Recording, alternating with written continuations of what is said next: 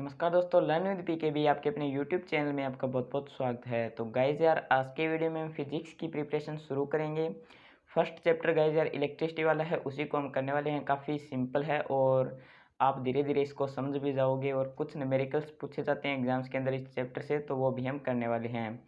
कुछ स्टूडेंट्स को न्यूमेरिकल से प्रॉब्लम होती है, लेकिन अभी वो आप वीडियोज़ को देखोगे तो आपकी वो प्रॉब्लम भी सॉल्व हो जाएगी, क्योंकि बहुत ही बढ़िया तरीके से मैं आपको कोशिश करूँगा कि आपको अच्छे से समझा पाऊँ और आप भी मेरा पूरा साथ दीजिएगा।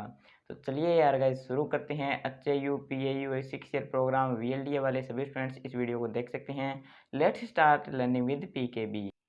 तो गाइस यार, जैसा कि मैंने आपको बताया, फर्स्ट चैप्टर है इलेक्ट्रिसिटी। और सबसे पहले आपको पता होना चाहिए इलेक्ट्रिसिटी होता क्या है। तो इलेक्ट्रिसिटी की डेफिनेशन है phenomenon caused by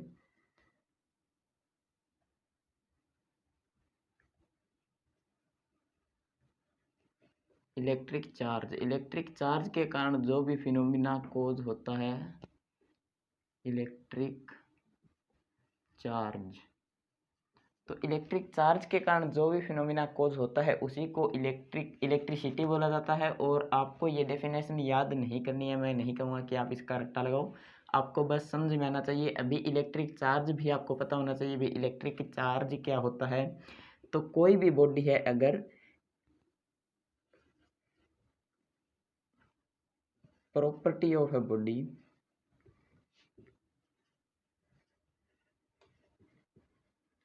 due to which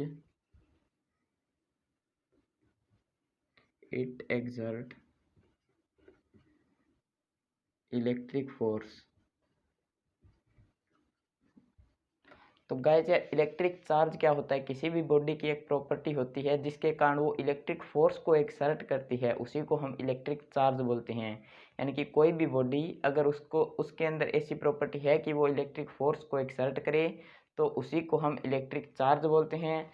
electric charge दो तरह के होते हैं, एक होता है पॉजिटिव चार्ज, एक होता है नेगेटिव चार्ज। और यहाँ पर यह भी मैं आपको बता देता हूँ कि इसकी एसआई यूनिट होती है coulomb. SI unit is coulomb, ये आपको याद रखना है। अब एसआई यूनिट क्या होती है? तो गाइज यार, अगर हमें डिस्टेंस मापना हो, जैसे कि आपको बोल दे कि हिसार से सिरसा कितनी दूर है, तो आप डिस्टेंस लिखोगे जैसे कि 90 के अंश यानी कि किलोमीटर आपने लिख दिया। इसी तरह आपको अगर वाटर या मिल्क को मापना हो तो आप लीटर के अंदर मापते हो। तो वही सिस्टम यहाँ पर है। अगर हम चार्ज की जो लास्ट के अंदर लिखते हैं यूनिट, वो होती है कूलाम, जिसको हम सी से डिनोट करते हैं। डिनोटेड बाय सी हम लिख सकते हैं। जैसे कि हम दूध लाते हैं तो वहाँ पर लिखते हैं 2 लीटर है या 3 लीटर है, उसी तरह यहाँ पर कूलाम होता है। इस चार्ज का जो है वो यूनिट होता है कूलाम, आपको याद रखना है। हो सकता है सिंपल एक जो है क्वेश्चन इस तरह से भी आ जाए कि what is the SI unit of electric charge, और आपको 4-5 ऑप्शन दे देंगे। तो उसके अंदर एक आपको या तो कूलाम लिखा हुआ मिलेगा या फिर आपको सी डायरेक्टली लिखा हुआ मिलेगा। तो उन दोनों में से आपको जो भी मिले उसके ऊपर आपने टिक कर देना है। तो इस तरह से आपको क्वेश्चंस मिल सकते हैं। अगर हम बात करते हैं दो टाइप्स ऑफ, ये आपको मैंने बताया चार्ज के दो टाइप होते हैं, एक पॉजिटिव चार्ज होता है, एक नेगेटिव चार्ज। एक है negative charge.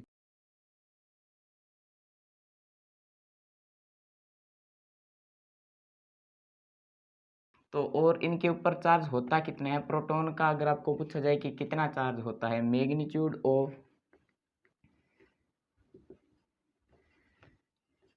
Electric charge on proton. तो इसका गाइज यार, आपको ये एक वैल्यू यहाँ पर मैं बताने जा रहा हूँ, ये आपको याद रखनी है। थोड़ा मैं अलग स्केच से लिख देता हूँ तो यहाँ पर हाईलाइट भी हो जाएगी। 1.6 इंटू 10⁻⁻19। और कूलाम, जैसा कि मैंने आपको बताया, कूलाम के अंदर इसको हम मेजर करते हैं, तो यहाँ पर कूलाम लिखेंगे, यहाँ पर पॉजिटिव का साइन आएगा। पॉजिटिव चार्ज के लिए यहाँ पर पॉजिटिव का साइन आएगा। इसी तरह अगर हम magnitude of electric charge on electron की बात करें तो वैल्यू गाइज यार सेम रहेगी। यहाँ पर थोड़ा माइनस का ध्यान रखना, 10⁻⁻19, ठीक है। यहाँ पर इलेक्ट्रॉन के भी मैग्नीट्यूड की वैल्यू सेम रहेगी, 1.6 इंटू 10⁻⁻19 कूलाम ही आएगा। लेकिन इसके आगे यहाँ पर माइनस लग जाएगा, जो माइनस चार्ज है ना वो नेगेटिव, यहाँ पर भी नेगेटिव लग जाएगा, नेगेटिव का साइन इसके आगे, और यहाँ पर पॉजिटिव का साइन ही रहेगा। तो यही होता है। इसके दो टाइप्स होते हैं चार्ज के, ये मैंने आपको बता दिए हैं। अगर इसके अंदर आगे हम बात करते हैं यार गाइस, तो इसके अंदर थोड़ा मैं आपको और बता देता हूँ। एक यहाँ पर होती है इलेक्ट्रोस्टैटिक फोर्स। तो इलेक्ट्रोस्टैटिक फोर्स भी मैं आपको करवा देता हूँ। आप इसका स्क्रीनशॉट ले सकते हैं अगर नोट्स वगैरह आप नहीं बना रहे हैं तो।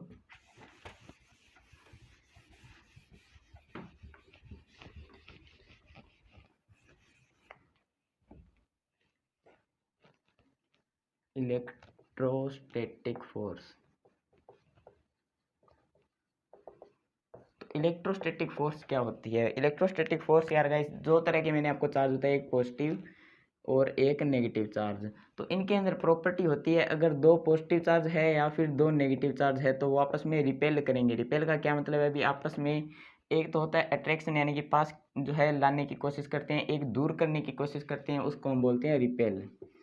तो अगर सेम चार्ज है यहाँ पर तो वो करेंगे रिपेल, जैसे कि चाहे नेगेटिव नेगेटिव हो या पॉजिटिव पॉजिटिव हो, वो आपस में रिपेल करेंगे, वो अट्रैक्ट नहीं करेंगे। इसी तरह यहाँ पर अगर पास पास में दो चार्ज होते हैं, एक पॉजिटिव है एक नेगेटिव है, तो वो करेंगे अट्रैक्ट एक दूसरे को, यानी कि ये पास आने की कोशिश करेंगे। जैसे मैग्नेट के अंदर सिस्टम होता है ना, नॉर्थ पोल और नॉर्थ पोल दोनों जब मिल जाते हैं, अगर ये भी नॉर्थ पोल है और इधर से ये नॉर्थ पोल है, तो आप उनको पास लाने की कोशिश करोगे लेकिन वो दूर होगी अपने आप। इसी तरह अगर ये साउथ पोल है तो वो अपने आप पास आएगी। इसी तरह चार्जेस के अंदर होता है, अगर सेम चार्जेस है तो वो मतलब दूर करने की कोशिश करेंगे, अगर अलग अलग है जैसे पॉजिटिव नेगेटिव है तो वो पास आने की कोशिश करेंगे। यही चार्ज के अंदर होता है और इसी प्रॉपर्टी को इलेक्ट्रोस्टैटिक फोर्स बोला जाता है।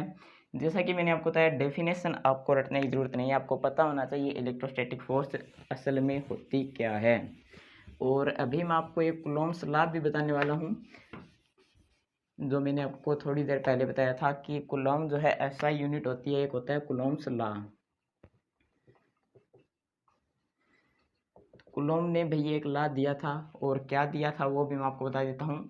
अगर मान लीजिए यहाँ पर दो चार्जेस पड़े हैं, एक है Q1 और एक है Q2, ये है इनके बीच का डिस्टेंस जो हम लिख देते हैं r, यानी कि इन दोनों के बीच जो दूरी है उसको हम r लिख देते हैं। ये है चार्ज Q1, ये है चार्ज Q2, और r इनके बीच डिस्टेंस है, ये आपको ध्यान रखना है।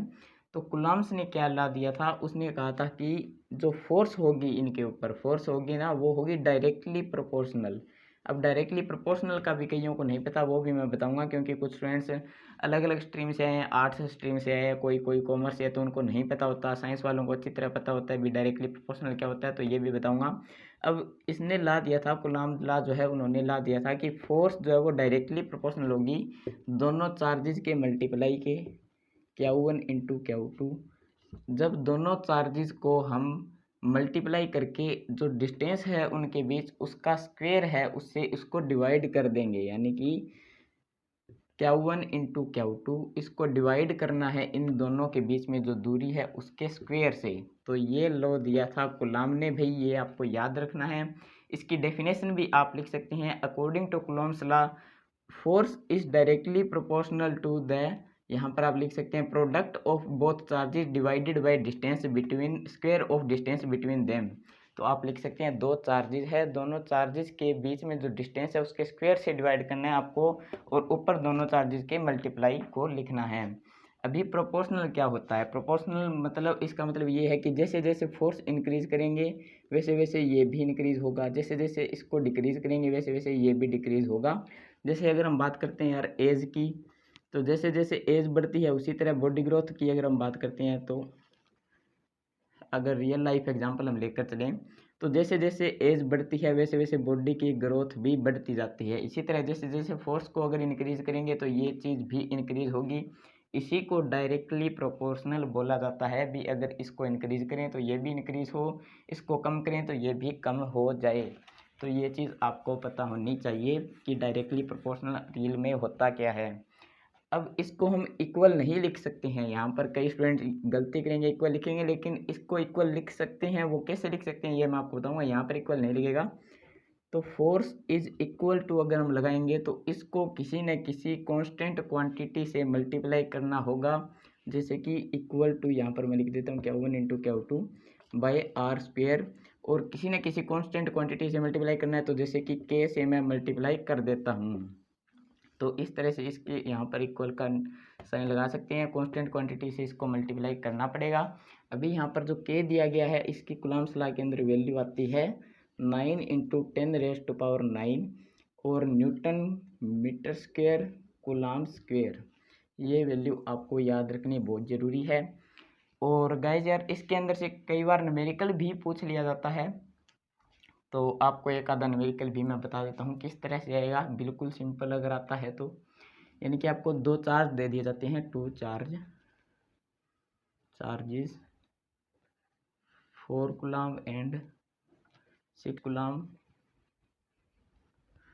और इनके बीच में डिस्टेंस दे दिया जाता है। डिस्टेंस दे दिया जाता है कि इनके बीच में है यहाँ पर 2, तो इनके बीच में यानी कि 2 डिस्टेंस दे दिया जाता है। तो आपको बोल दिया जाएगा फोर्स निकालो। तो फोर्स किस तरह से निकालोगे यार गाइस? फोर्स का आपके पास फॉर्मूला है ये K × Q1 × Q2 / R²। Force आपको निकालनी है। K की वैल्यू आपके पास है 9 × 10⁻⁹ इंटू यहाँ पर है Q1 लिखना है सबसे पहले। Q1 क्या है? 4 कूलम्ब, ठीक है। और फिर लिखना है मल्टीप्लाई में Q2 क्या दिया गया है? 6। नीचे R का स्क्वायर करना है। R आपके पास है 2, यानी कि दोनों के बीच डिस्टेंस जो है वो 2 है, तो यहाँ पर 2 दिया गया है, इसका आपको करना है स्क्वायर। अभी सॉल्व कर दो। 9 × 10⁻⁹ इंटू इनको मल्टीप्लाई करोगे 24 आएगा, यहाँ पर ये 4 आ जाएगा, फिर कैंसिल करके ये 6 बच जाएगा। अभी 6 को इससे मल्टीप्लाई कर दो इंटू 10⁻⁹ ऐसे कैसे रह जाएगा। तो इस तरह से न्यूमेरिकल आपके पास आ सकता है। बिल्कुल ही सिंपल है, ऐसा कोई है नहीं भी आपको समझ में ना आए, यानी कि इजीली समझ आ गया होगा। स्क्रीनशॉट कोई लेना चाहे तो स्क्रीनशॉट भी ले सकता है। तो गाइज यार इलेक्ट्रिक चार्ज वाला टॉपिक हमने कंप्लीट कर लिया है, काफ़ी कुछ उसके अंदर पढ़ा। अभी इलेक्ट्रिक पोटेंशियल के ऊपर आते हैं, काफ़ी इंपॉर्टेंट है, सिंपल भी है, स्टूडेंट्स को आता भी होगा, कईयों को नहीं आता, उनको अभी आ जाएगा। ध्यान से देखिएगा यार गाइज। कोई अगर यहाँ पर एक पार्टिकल पड़ा है सपोज कीजिए, और इसके ऊपर चार्ज है Q, कैपिटल Q मैं लिख रहा हूँ, ध्यान रखिएगा। तो गाइज यार ये क्या करेगा, अपने सराउंडिंग में कोई और चार्ज जिसको हम डिनोट कर लेते हैं स्मॉल Q से, उसके ऊपर फोर्स एक्सर्ट करेगा। तो इलेक्ट्रिक फोर्स उसके ऊपर एग्जर्ट करेगा। सपोज कीजिए यहाँ पर पॉइंट P के ऊपर ये चार्ज पड़ा है, तो उसके ऊपर ये क्या करेगा, जो है फोर्स एग्जर्ट करेगा। ये है R डिस्टेंस पे, हम इसको सपोज कर लेते हैं। तो अभी ये इसके ऊपर फोर्स एग्जर्ट करेगा। ये कहाँ पर पड़ा है? सराउंडिंग में, यानी कि इसके आसपास कहीं पर पड़ा है, ये हमने सपोज किया है। तो अभी क्या प्रॉपर्टी होती है इसकी, इस Q से इस Q को, कैपिटल Q से स्मॉल Q का, अगर इनके बीच में जो डिस्टेंस है उनको हम ज़्यादा करेंगे, अगर इनके बीच में डिस्टेंस है उनको हम ज़्यादा करेंगे तो इनकी फोर्स क्या है वो कम हो जाएगी। यानी कि अगर आप 2 मैग्नेट्स का एग्जांपल लेकर चलते हो, एक मैग्नेट यहाँ पर पड़ी है, एक यहाँ पर पड़ी है, तो ये आपस में इनकी फोर्स जो है अट्रैक्ट करने की जो फोर्स है वो ज़्यादा होगी। अगर हम इनके बीच में डिस्टेंस यहाँ तक इंक्रीज़ करते हैं तो वो कम होती जाएगी। हम जितना इसको इंक्रीज़ करते जाएंगे डिस्टेंस को, उतनी ही फोर्स इनके बीच कम होती जाएगी। इसी तरह जितना इस Q को इससे दूर करते जाएंगे, उसी तरह इलेक्ट्रिक फोर्स भी कम होती जाएगी। जैसे मैग्नेट की पावर कम हो जाती है, चुंबक की पावर, उसी तरह यहाँ पर इलेक्ट्रिक फोर्स जो है वो भी कम होती जाएगी। तो सपोज कीजिए इसके बीच हम डिस्टेंस कर देते हैं इनफाइनाइट, या ये कहीं दूर पड़ा है, इनफाइनाइट डिस्टेंस कर देते हैं। तो इलेक्ट्रिक फोर्स क्या है, फोर्स हो जाएगी will be 0 eight infinite distance. तो डिस्टेंस अगर इनफाइनाइट कर दिया तो फोर्स उनके बीच हो जाएगी गाइज यार 0, ये आपको ध्यान रखना है। सपोज कीजिए ये यहाँ पर पड़ा है और हमें इस Q को इस P पॉइंट के ऊपर लेकर आना है, तो इसके ऊपर हम लेकर आएंगे तो हमें कोई ना कोई वर्क डन करना पड़ेगा। वर्क डन को फिजिक्स के अंदर W से डिनोट करते हैं, मैं आपको बता देता हूँ। W अगर कहीं पर लिखा हुआ मिलता है तो वर्क डन आप समझ जाइएगा। तो इसको यहाँ से पॉइंट P के ऊपर लाने के लिए कोई ना कोई वर्क डन करना पड़ेगा दोस्तों। उसी वर्क डन को जब हम Q से डिवाइड कर देंगे तो उसी चीज़ को पोटेंशियल बोला जाता है, जिसके बारे में हम पढ़ रहे थे। Potential is equal to W/Q हम करते हैं वर्क डन बाय ये जो चार्ज है उसको डिवाइड करेंगे। जब वर्क डन को चार्ज से डिवाइड करेंगे, जो यहाँ से हम यहाँ पर लेके आ रहे हैं, तो उसी को पोटेंशियल बोलते हैं, जिसको हम V से डिनोट करते हैं। पोटेंशियल को V से डिनोट किया जाता है, ये चीज़ आपको पता होनी ज़रूरी है। तो गाइज यार अभी हम बात कर रहे थे इलेक्ट्रिक पोटेंशियल की। अभी हमने सीधा पोटेंशियल पढ़ा है ना। इलेक्ट्रिक पोटेंशियल क्या होता है? तो इलेक्ट्रिक पोटेंशियल होता है गाइज यार वर्क डन। अभी मैं यहाँ पर डेफिनेशन लिख देता हूँ।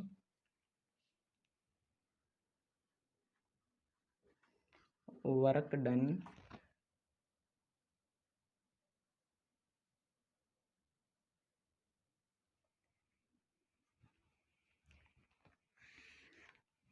तो गाइज यार इलेक्ट्रिक पोटेंशियल क्या होता है इसकी डेफिनेशन मैं लिख देता हूँ यहाँ पर। Work done in moving a unit positive charge from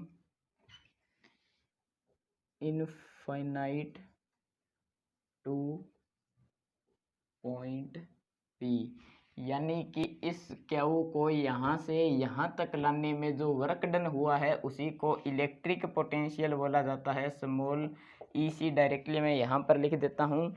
तो उसी को यहाँ पर इलेक्ट्रिक पोटेंशियल बोला जाता है और पोटेंशियल की यूनिट होती है जूल पर कूलम्ब। देखिए वर्क डन की जो है वो होती है जूल। अगर आपको पूछे वर्क डन की एसआई यूनिट क्या है, एसआई यूनिट, तो वो होती है जूल, जिसको जे से डिनोट किया जाता है डायरेक्टली। और चार्ज की मैंने आपको पहले ही बताया था कूलम। तो जूल बाय कूलम हो गई, मतलब जूल जे डायरेक्टली और सी के ऊपर आ जाएगा ये जूल पर कूलम। जो नीचे होता है वो ऊपर जाके उसकी पावर -1 हो जाती है, मैंने आपको बताया था। तो जूल पर कूलम जो है पोटेंशियल की यहाँ पर बन जाएगी एसआई यूनिट। अभी यार गाइज हम बात करते हैं अगर पोटेंशियल डिफरेंस की। तो पोटेंशियल डिफरेंस में यहाँ पर इनफाइनाइट वाला सिस्टम है वो रिमूव हो जाएगा। सपोज कीजिए यहाँ पर एक पॉइंट है बी, मैं अभी ब्लैक मार्कर लेकर ही बता देता हूँ। देखिए यहाँ पर बी पॉइंट है सपोज कीजिए, और यहाँ पर पॉइंट है ए जहाँ पर एक्चुअल में चार्ज पड़ा है क्यू। ठीक है, अभी जो मैंने आपको बताया था वो था इनफाइनाइट से। यहाँ पर आप देख सकते हो charge from infinite two point P. अभी क्या है, चार्ज पड़ा है ए पॉइंट पर और आपको लेकर आना है पॉइंट बी पर। तो इसके अंदर क्या होगा, ये तो था इलेक्ट्रिक पोटेंशियल, अभी बता रहा हूँ पोटेंशियल डिफरेंस। तो पोटेंशियल डिफरेंस क्या होता है इसकी डेफिनेशन मैं लिख देता हूँ। अब पहले तो इनफाइनाइट से पॉइंट पी पर लेकर आए थे, अभी हमें पॉइंट ए से इसको बी पर लेकर आना है। तो सेम वही होगा, work done on moving a unit positive charge from point, पहले इनफाइनाइट से पॉइंट पी था, अभी पॉइंट ए से बी पर लेकर आना है, from point A to point B. A से बी पर जो लेकर आना है उसके अंदर जो वर्क डन होगा उसी को पोटेंशियल डिफरेंस बोलते हैं। और पोटेंशियल डिफरेंस उसी को बोला जाता है, आपको समझ आ गया होगा।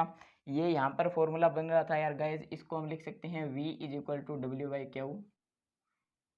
लेकिन इसको हम इस तरह से नहीं लिखेंगे, इसको लिखेंगे V of A minus V of B is equal to W/Q। क्योंकि V ऑफ A से B पर लेकर आ रहे हैं ना इसको, V of A minus V of B करेंगे तो वो W/Q के इक्वल होगा। इसी को पोटेंशियल डिफरेंस बोला जाता है। ये था इलेक्ट्रिक पोटेंशियल, ये है पोटेंशियल डिफरेंस। तो दोनों के अंदर आपको अंतर पता चल गया होगा। उम्मीद करता हूँ यार गाइज यहाँ तक आपको यह वीडियो अच्छी तरह से समझ आ गई होगी। अगर कुछ प्रॉब्लम रहती है तो गाइज यार मतलब मैं आगे वीडियो के अंदर आपको बता दूंगा, कमेंट बॉक्स के अंदर आप कमेंट जरूर कर दीजिएगा। और चैनल को सब्सक्राइब नहीं किया तो यार गाइस सब्सक्राइब कर सकते हो, वीडियो को लाइक शेयर जरूर कीजिएगा। और आपके लाइक से हमारा काफ़ी मोटिवेशन बढ़ता है, तो हमें बहुत बेनिफिट होता है अगर आप लाइक करते हो तो, लाइक करते हो तो गाइस यार यहाँ तक वीडियो देखने के लिए आपका बहुत बहुत धन्यवाद। मिलते हैं जल्द ही अगली वीडियो में, तब तक के लिए अपना ध्यान में रखें। आपका दिन शुभ रहे दोस्तों। जय हिंद, वंदे मातरम।